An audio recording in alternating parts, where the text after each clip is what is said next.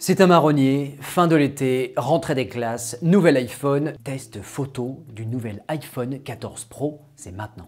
Depuis plusieurs années, Apple procède à des progrès par itération, des petits sauts, des petits bouts. Cette année, l'iPhone 14 Pro et son grand frère le Pro Max amènent avec eux un tout nouveau module caméra. Pourquoi tout nouveau? Pour deux raisons. D'abord, il change enfin de focale, de couverture angulaire. On a désormais dit adieu au 26 mm, bienvenue le 24 mm et on a surtout dit adieu au sacro-saint capteur 12 mégapixels. Apple s'est converti à la religion d'Android et on fait enfin de l'oversampling avec un nouveau capteur 48 mégapixels mais toujours pour 12 mégapixels à la fin. On vous explique juste après. Le nouveau module caméra, il est là, c'est le module caméra grand angle, on l'appelle aussi module caméra principal, c'est donc désormais un 24 mm. Regardez ici en image ce que ça apporte, 24-26 mm, c'est subtil, mais ça permet par exemple en intérieur d'avoir plus de gens sur la photo, d'avoir tout le monde au moment où on fait une photo de famille. Ça offre un léger plus qui honnêtement change aussi beaucoup de choses pour tout ce qui va être photographie de paysage. Ça permet d'embrasser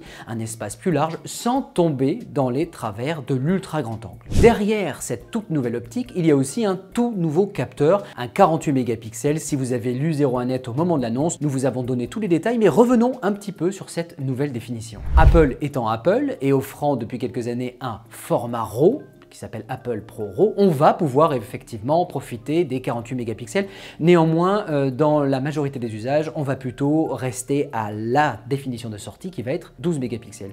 Donc vous allez me dire, Apple a changé le capteur 12 mégapixels pour mettre un 48 mégapixels qui nous donne du 12 mégapixels. Ça sert à rien. Si, ça sert à beaucoup de choses. Ça permet d'améliorer la qualité d'image en suréchantillonnant. En gros, vous avez 4 photodiodes qui vont coder pour un seul pixel en sortie. Mais ça permet un meilleur échantillonnage des couleurs et ça permet un meilleur échantillonnage de la lumière. Double bénéfice, on va avoir théoriquement plus de détails en basse lumière et on va être capable d'avoir plus précisément le vert qu'on voulait, le rouge qu'on voulait, parce qu'on a plus d'informations pour un seul pixel. Le deuxième bénéfice ne saute pas aux yeux quand on n'y pense pas, mais ça permet d'apporter une haute focale. On va dire un recadrage qui se rapproche d'une haute focale. En effet, vous savez, l'iPhone, quand vous lancez l'application photo, vous avez un facteur de zoom x0,5, c'est l'ultra grand angle, x1, c'est le module caméra principal, et x3, c'est le téléobjectif. Pour ceux qui voulaient zoomer entre x1 et x3, il faut faire appel à un zoom numérique qui va combiner des fois un peu du grand angle, des fois un peu du téléobjectif, de tout ça à la fois. Bref, on percevait une perte en termes de qualité d'image. Là, vous allez voir, si vous voyez ici l'interface de zoom, x0,5, x1, et un x2 apparaît. Ce x2, c'est en fait le cœur de la meule, le cœur du capteur. On va prendre le capteur de 48 mégapixels, on va prendre la définition de 12 mégapixels au milieu et on se retrouve avec un équivalent. On n'invente pas, 48 mm, quasiment un 50. C'est une optique à la fois à reportage, à la fois à portrait. C'est quand même beaucoup moins resserré que le 77 mm habituel et ça vous donne finalement une optique de plus, c'est-à-dire l'équivalent de 4 modules caméra alors qu'il n'y en a que 3. Ajouter plus de photodiodes ou de photocites, apporter plus de ces pixels, ça permet aussi d'améliorer la qualité d'image. On l'a vu lors de la présentation en grande pompe des iPhones que c'était censé être extraordinaire. Dans les faits, c'est mieux, mais c'est pas non plus la révolution. Là, il faut être tout à fait honnête, certains capteurs du monde d'Android ont quand même l'avantage en termes de niveau de détail et vous allez vite comprendre pourquoi. Dans le monde Android, on va jusqu'à 200 mégapixels. Ça fait pas des images de 200 mégapixels, mais ça veut dire qu'on est capable d'échantillonner sur 200 millions de photodiodes, donc les 48 de l'iPhone à côté font peut-être un petit peu pâle figure. Ce qui ne fait pas pâle figure, c'est le traitement logiciel d'Apple, toujours très bon, toujours une grande constance des couleurs, regardez, entre tous les modules caméra. Un supplément de niveau de détail sur lequel j'aimerais revenir. Oui, les 48 mégapixels vont offrir un peu plus de piqué, mais ici il faut reconnaître que si Apple fait un excellent travail au niveau du logiciel, il en fait un moins bon du côté du matériel. Regardez cette photo de nuit. Vous voyez ici, la photo, c'est l'iPhone 13 Pro Max. Maintenant, regardez la photo avec l'iPhone 14 Pro Max. Et regardez ces zones,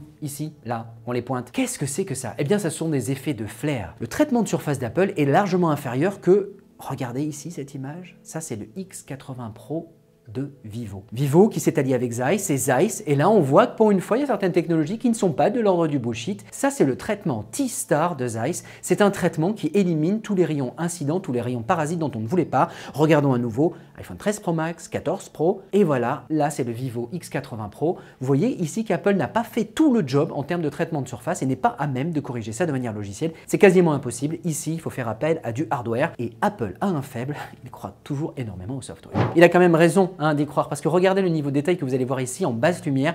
Il y a un vrai gain entre deux générations. Regardez les briques ici. Ça, c'est l'iPhone 13 Pro Max. Ça, c'est l'iPhone 14 Pro. Et vous voyez, il y a un niveau de détail légèrement supérieur. Regardez ce que fait l'excellent X80 Pro. Eh bien là, on voit que c'est beaucoup moins précis, beaucoup moins fin. Apple y est allé très très fort sur les algorithmes de récupération des détails. Merci le capteur 48 mégapixels. Et a fait un excellent travail en termes de couleurs. Regardez, côte à côte, iPhone 13 Pro Max, iPhone 14 Pro. On voit qu'ici, Apple a essayé de sortir un peu du cadre de l'interprétation rigoureuse de la balance des blancs. Effectivement, c'est vue de mon balcon, eh bien la lumière est un peu chaude. Avant, Apple avait tendance à être un peu froid. Apple corrige une de ses dernières faiblesses en matière de rendu des couleurs et reste, à mon avis, la marque numéro 1 en termes d'interprétation des couleurs. Mais néanmoins, Apple a le défaut de ses qualités, travaille à fond sur le software et regardez ces bambous. Voilà, ça c'est un des défauts d'Apple. Vous allez vous rendre compte que en voulant faire ressortir un peu trop les détails, Apple y va fort en termes de HDR. Pas trop fort, c'est pas ridicule, mais si vous regardez cette image de près, vous voyez que les ombres des bambous ont été relevées un peu trop, on se retrouve avec une image bruitée. Attention aux expositions. Mais Apple a une petite pirouette, et cette pirouette s'appelle l'Apple ProRAW. Ça c'est pour les photographes qui veulent éviter cet effet de surinterprétation des couleurs ou des expositions. On va pouvoir gérer ça dans son Lightroom, dans son DxO. On va pouvoir le faire au travers du format Apple ProRAW. C'est sans doute l'iPhone qui va vous donner la plus grande latitude, la plus grande plage dynamique disponible pour développer. Je vais faire un petit point que je fais rarement, je vais vous parler de l'application. L'application s'améliore d'année en année, c'est un petit peu comme les générations précédentes d'iPhone au niveau matériel. Chez Apple, c'est très itératif, donc désormais, on a un accès rapide à la Full HD, à la 4K, au 30p, au 60p. L'application commence à être vraiment bien complète, pas aussi complète que celle des concurrents Android. On attend un peu mieux, mais Apple est assez conservateur à ce niveau-là et tient à la maintenir épurée. On peut néanmoins reprocher une chose, c'est le fait de ne pas avoir accès justement à ce format Apple ProRAW. Il faut aller dans les menus système, aller sélectionner la caméra et activer le ProRAW. C'est dommage, c'est un petit peu fastidieux, on apprécierait, notamment par exemple quand on a une scène dans laquelle on va se retrouver avec le soleil en face, avec des ombres très fortes, avec de très gros contrastes. C'est typiquement le moment où il faut se dire là, je shoot en RAW histoire de pouvoir faire mon interprétation parce que je ne peux pas forcément à 100% faire confiance à mon smartphone. Et bien là, vous allez être obligé de passer par plusieurs menus. Dans tous les cas, ça reste l'une des applications les plus accessibles au plus grand nombre. Et on ne va pas se mentir, de base, quand je fais une photo avec un iPhone et encore plus avec cet iPhone 14, je suis quasiment sûr qu'elle soit bonne. Et là, Apple est vraiment très fort. La partition de l'iPhone 14 Pro est bien évidemment un cran au-dessus de celle de l'iPhone 13 Pro et Pro Max, mais il y a toujours pas mal de conservatisme du côté d'Apple. Alors d'abord, ce conservatisme, on l'a vu au niveau de l'autofocus.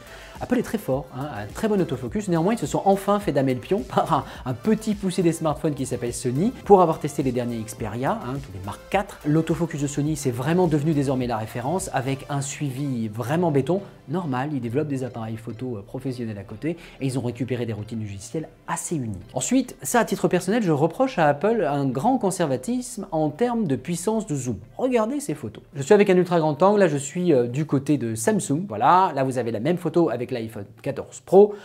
Ce sont deux ultra grands angles, voilà. Maintenant, regardons le zoom optique maximal. Et là, c'est un petit peu la fessée. Quand vous sortez votre iPhone, si vous voulez obtenir cette espèce de cadrage, vous allez zoomer au maximum dans l'image. On va être clair, l'image ne sera pas géniale. Regardez. À côté, Samsung offre finalement un vrai appareil photo de voyage.